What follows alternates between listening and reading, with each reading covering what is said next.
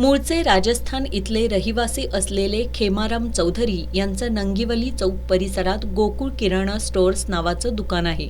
गुरुवारी सायंकाळी 5:45 वाजण्याच्या सुमारास त्यांच्या दुकानात खरेदीसाठी आलेल्या एकाचा चौधरी यांच्याशी सुट्या पैशांवरून वाद झाला.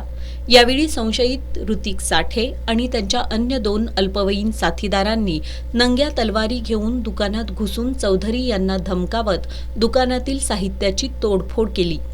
यावेळी दुकानातील काचेच्या बरण्या आणि अन्य साहित्याची तोडफोड करून दहशत निर्माण करण्याचा प्रयत्न करण्यात आला होता.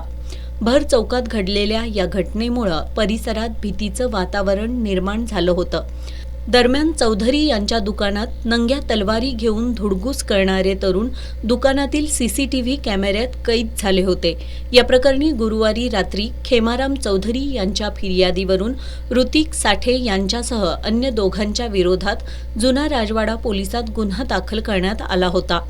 जुना राजवाडा पोलिसांनी गुरुवारी रात्री उशिरा ऋतिक साठे यांच्यासह 2 अन्य अल्पवयीन मुलांना ताब्यात घेतलं. आज ऋतिक साठे याला न्यायालयात हजर केलं असता न्यायालयानं त्याची न्यायालयीन कोठडीत रवानगी केली आहे.